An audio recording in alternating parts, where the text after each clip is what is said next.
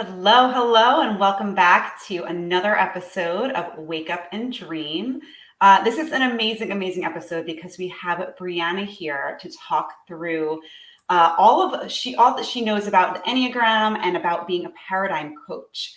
So I want to just introduce Brianna. And Brianna, can you please just go into a little bit of detail about what you mean by being the paradigm coach, just so our listeners kind of get a little bit more insight into that? Yes. Well, thank you guys for having me here. Very excited about what you guys are doing and the things that you're talking about to other women and trying to inspire and encourage other people. I just think it's so beautiful. So, first, want to just say that. And yes, I am a paradigm coach in Ignite Her Society. And paradigm is just another way of saying your habitual ways of thinking and being and relating to others. And so we use the Enneagram as just a tool to help illuminate where those paradigms might lie. So when somebody finds out their number, you have 9 numbers, 1 through 9, then it's just showing you kind of that foundation of where your likely paradigms might be. Some of those paradigms might serve you. Sometimes we have habitual ways of being that are good for us. And then sometimes we have those ways of thinking or being that don't serve us and are not necessarily healthy for us. Now, there's a bunch of different types of personality tests out there. What makes the Enneagram a little bit different from others that are out there?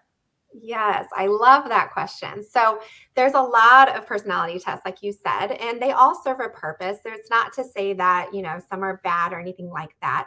But the biggest difference in other personality tests versus knowing your Enneagram number is that other personality tests really just focus on the behavior and the what. So, it's just saying, okay, you are this, which means you are probably this, this, this, and this. The Enneagram does talk about those behaviors, but the biggest difference is telling you why. The focus of knowing your number is to find those motivations and desires and fears and reasons that you do what you do.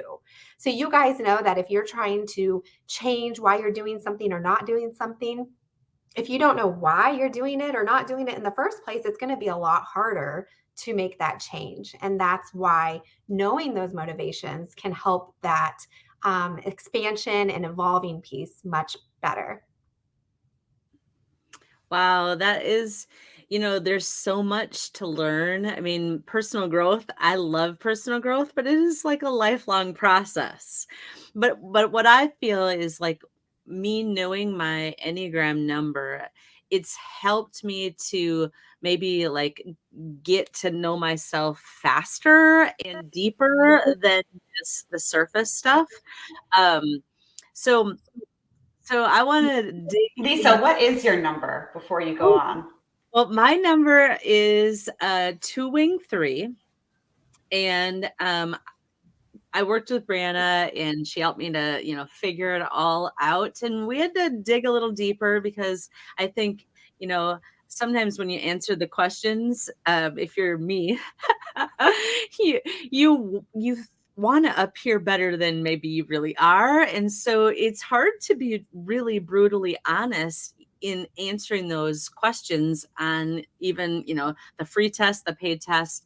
um you really I see the extreme value in working with a coach to kind of dig a little deeper, ask some follow-up questions, and that's what I loved about working with you, Brianna. So were you, I'm asking now questions to you, Lisa, but were you typed differently before working with Brianna and she kind of dug into it? Because I feel like that's a really key point. Yes, yes, yes. So I had never I had taken tests and free ones, the paid one, and 3 was always my highest number. 9 was in there too. Um and 7. and 7, yeah, 7 was in there too. You're right.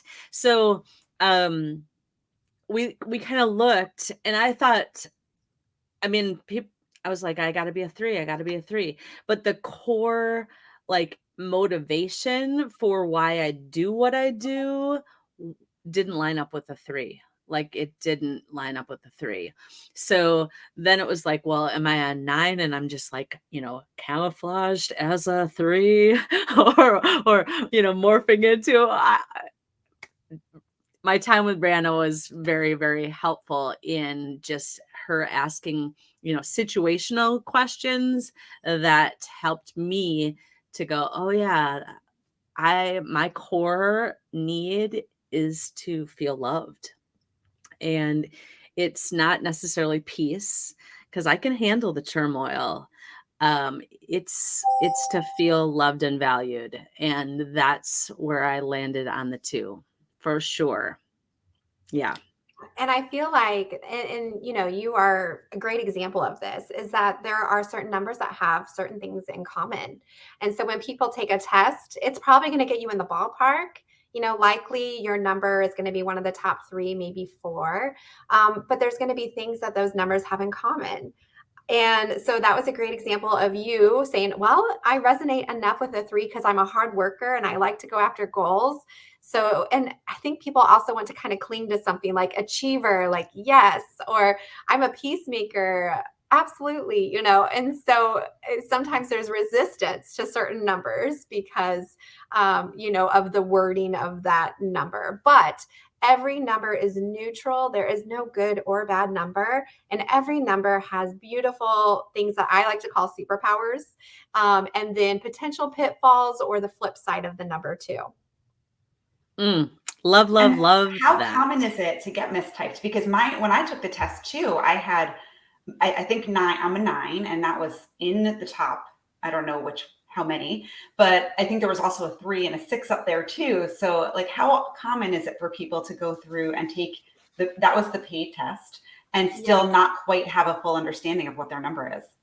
It's very common. So I probably see it 60 to 70% of the time. So when I work with people, I still have them take a test to get them in the ballpark. But then I take that information and really dig deeper into those motivations and fears and desires, looking at what's similar between those numbers and what is different. So even with you, Sara, there were certain things about the other numbers that you're like, okay, like that does resonate. And, we had to dig a little deeper with you to get you in the right place too. So yes, I would say it's a super common thing to not test your top number.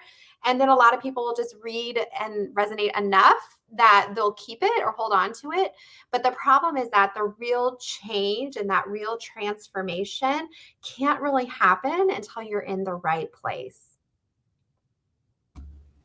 I can also resonate with that, being mistyped as a 2 for 2 or 3 years, I think, until I actually really took the test, dove in, and realized I'm also a 9. Sara and I were laughing right before this when we were meeting about a 9 and how, Brianna, you were saying like they are superpowers, right? So one of the things Sara and I were talking about is how a 9 can also be like a sloth, or I like to call it Eeyore. Like we are slow to taking action. And so how maybe a little bit, can you kind of describe how maybe you take a client through some of the, not that it's a negative, right? You call it a superpower, but those are things that a client may have to work through so that when they're in a stressful situation or they're trying to make a big decision in their life, like how to move through some of the personality traits that become difficult to move forward. And like when to allow it versus when to work through it too. Because I feel like sometimes I'm like on the go and maybe I do need to take a break and I don't allow myself. Exactly. So I feel like it's tricky sometimes. Yes. Yeah. There's some schools of thought that people just kind of cling to their number and just say, well, this is who I am. And that's not really how we use the Enneagram. It's to just show that foundation and to let you decide who you want to become from there. And so we never want to use it as an excuse or a reason. And so that's what's beautiful about it is you can learn those superpowers and what you want to bring to the surface more, what you want to illuminate more. My favorite analogy is like, okay, you are really great at these things and it's kind of like a candlelight and now we're going to make it a lighthouse, right? And so rather than always thinking of like changing somebody. It's more so like, these are things you're already really good at, and let's bring that to the surface even more and make it even brighter. And then there are those things that trip every number up, and they're pretty universal. So you guys as a 9 and talking about that slothness, which is kind of an interesting term because a lot of 9s don't resonate with it. I feel like both of you were kind of like, because a lot of 9s can be very busy. But the idea is, are you busy with the things you're supposed to be busy with, or are you kind of busy work so that you're avoiding the things that you should be doing? Is that something that resonates with you guys? 1000%. Because I feel like that's also like the planner in me, that if I don't have all my ducks in a row, if I don't know exactly how something's going to end up, if I don't know how to start, if I don't know the questions to ask, if I don't know who to talk to in a new room filled with, amazing women, like if I don't know what to expect, I don't take action if I don't have a plan. Is that kind of a 9 as well? Just being that. It makes so much sense to me because that it goes back to that wanting peace in your life. So sometimes 9s will try to control their environment as much as possible to maintain peace. The idea that if I just plan more and my ducks are in a row, like you said, then my boat won't be rocked, right? What about you, Sara? I definitely think that resonates as well. But I also think that having the awareness of it helps me to not allow it to happen. So like I talked in a previous episode about my transition into a new job, and I feel like there was a lot of emotions and things going around, or like happening around that huge event. But I actually like stood up and did things very outside my comfort zone because I was aware of the fact that like, I'm not going to let this stop me. Like I want this to be my end date. This is going to be my end date. And I feel like if I didn't have the awareness of the fact that I do have control over changing that bit of my personality, I guess, for lack of a better word, I feel like I wouldn't have taken those risks. So I do think that the awareness is huge. Yes, I love how you said that because you're not stuck in your number. I love the saying that the Enneagram is not to put you in a box, it's to show you the way out. And it's not saying that you're supposed to become. I just got chills. I love that. That's awesome. Yes. Because when you first mentioned, I'm sorry, I cut off your train of thought, but when you first mentioned that sloth thing, I was like, I don't want to be a sloth. And I was like, almost like a personal thing, but I'm like, wait a second, knowing that these are tendencies I might have means I just can do something different. So it doesn't have to define who I am or what I'm doing. It's just, okay, I'm aware. Now let me carry on. So yes. I love that. And I hear that from a lot of people, like, okay, so I have this information. How is that supposed to change me? And it's actually like being aware that awareness really does help you change, because then a situation arises. And like you mentioned, Sara, you said, okay, I thought about it. And I was like, no, I'm choosing not to do what I might have felt more comfortable doing. Right. And I'm going to do this instead. And so when you have that awareness, you start to see the situations for what they are a little better and be like, oh, here it is. And it rears its head a little bit, and you have that awareness, and then you make a decision how you want to respond this time.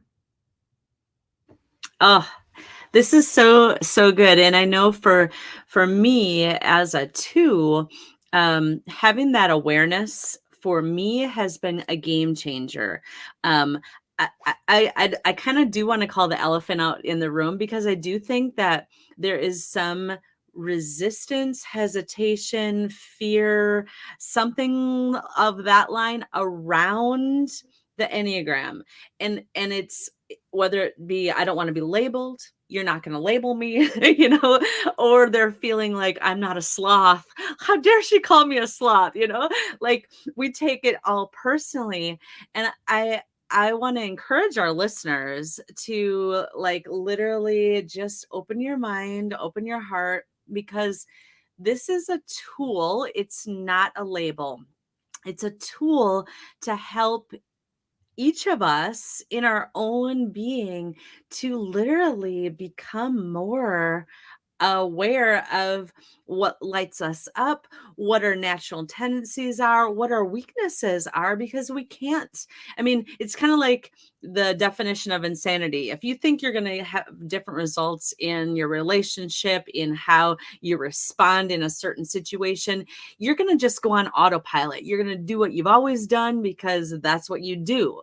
And if you're getting the results you want, great. But if you're not, and you want different results, you have to open your heart to say, okay, like, what's my natural bend in this and why? And I think the Enneagram opens up the why for a 2. I'm just going to give the example of me.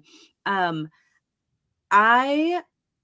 as a 2, the one thing I neglect is self-care, is putting myself as worthy of having needs and wants and desires, because I like to take care of everybody else. I like making sure everybody's happy. And I did that for years, and I'm still doing that, mind you. But since learning about my 2ism, if I can call it that, I have purposely went, oh, what do I want? What do I want to do? What's important to me? And I've made decisions in the last 3 months that have been way different than I have made previous, because previously I would have gone through, well, I should do what, my husband wants me to do, or what's expected here in this situation, because that's what a 2 does. They're the people pleaser. They're wanting everybody else to be happy, even if it costs them their happiness.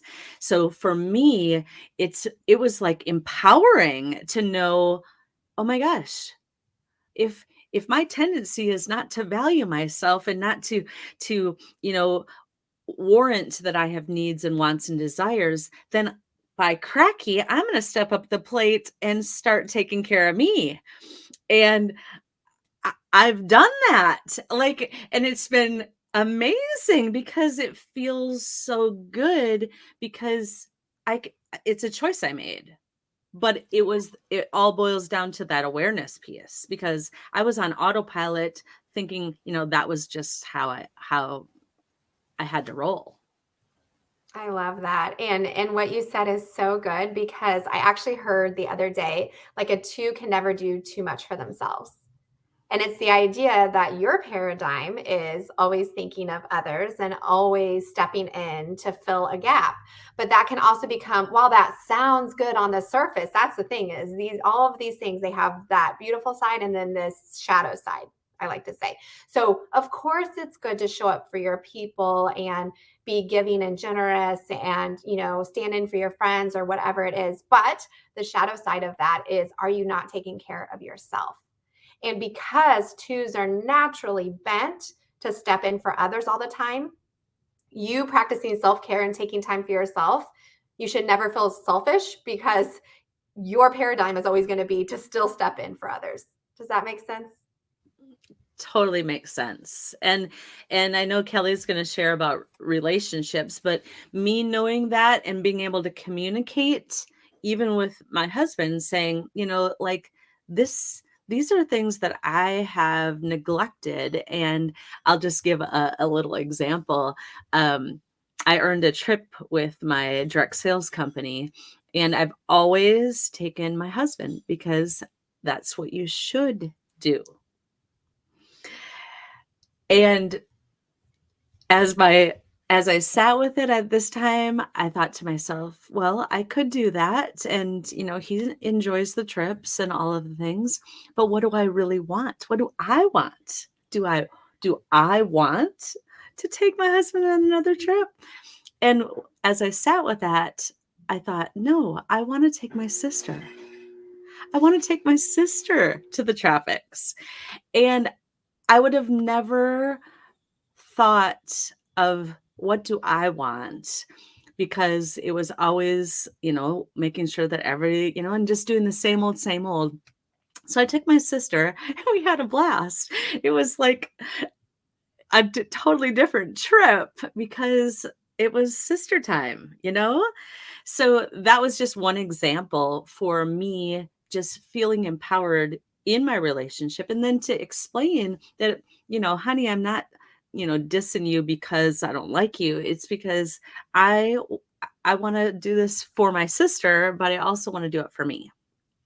That's so beautiful. And it's the thing I love about the Enneagram. Usually once people figure out their number, then they want to know everybody else's number because it helps not just make more sense and be validating for yourself, but if you know other people's number, then you also have more compassionate understanding for where they're coming from too. So I love that you talked about how that might interact with, your spouse, for example. Kelly, I know that you have some experience with this too.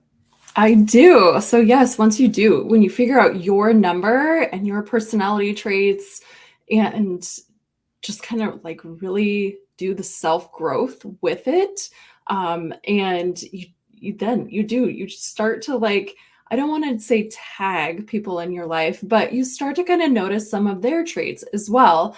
But I felt like it was really important for my husband to be typed because like any marriage, right? There's always communication barriers, or why does he do that? Or why does she always react like that? Why do we always end up here?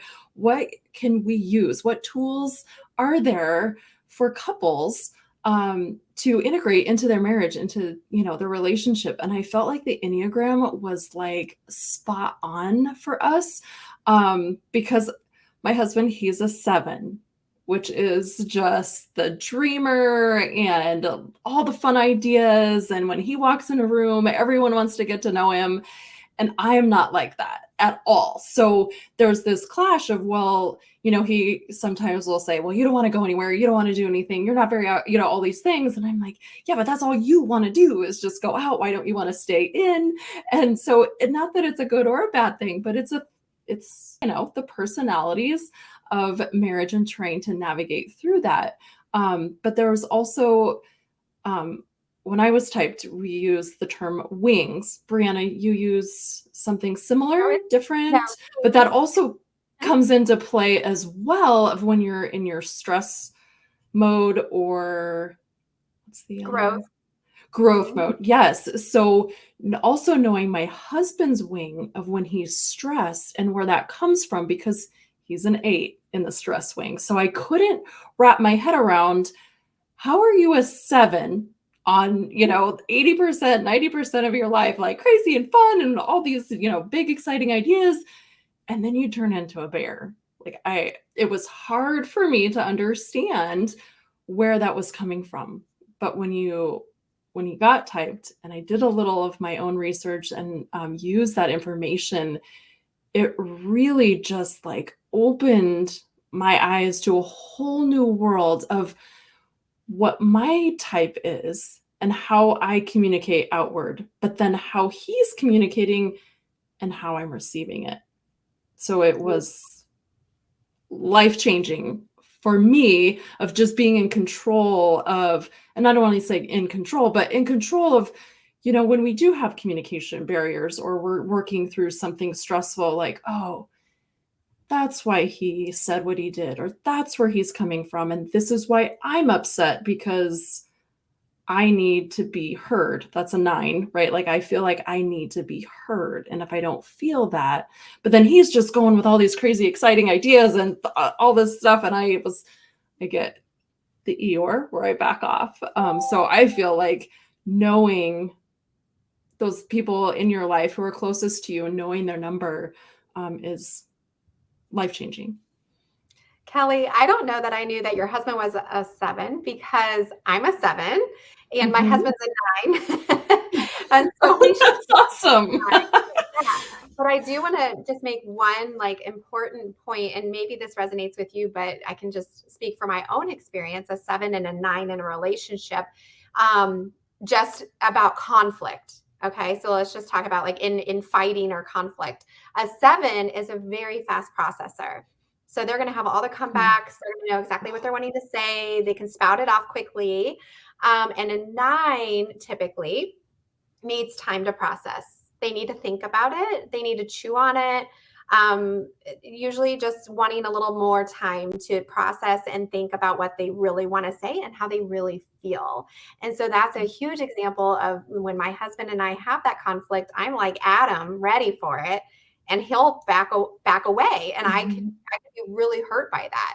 Like I took it as, okay, like we have this conflict, and you're like, you're out of here, like you're leaving. And so when I found out he was a 9, he's like, this is why I'm leaving, because you're so fast at your responses and your thinking, and I need time. And so even just that understanding, you can also learn to meet each other in the middle, right? And say, okay, Yes. you're like this and I'm like this. Like, how can we compromise and meet each other in the middle in some way? Yeah, I think that was so great for Todd to even know too who I was as well. So it's not just the female or whoever, like it's good for them to know as well, just like your husband. Oh, and you kind of get a real insight to that, which is super I helpful. find that like understanding, even if you don't know numbers necessarily, but understanding tendencies and like paradigms that are just within other people, it just makes you more patient. So like I don't know my husband's number, although speaking with like Kelly and Lisa about it, and and you too, Brianna, like I feel like I kind of want to know what his number is too.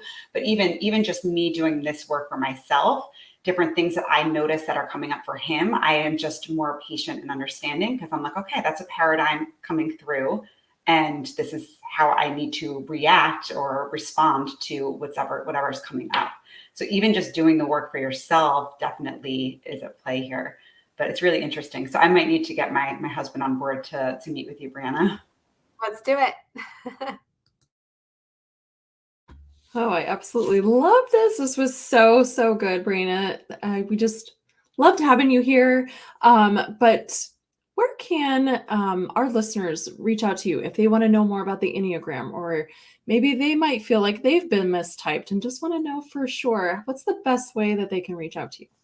Yeah, so my email is probably the best way, and we'll put that in the show notes along with a link if you're curious about what that means to be typed and to go deeper with me, which is going to help with your own growth and your relationships and your goals and your job and just virtually everything. So we'll put both of those links in the show notes for anybody listening. Okay, that'll be wonderful. Again, thank you, Brianna. So great. A joy having you here with us today. And just remember for our listeners, again, just check out the show notes for any information that might be valuable in this episode, whether you want to connect with Lisa, Sara, or I, or our special guest, Brianna, today. We're excited you tuned in with us, and we will talk to you all next time.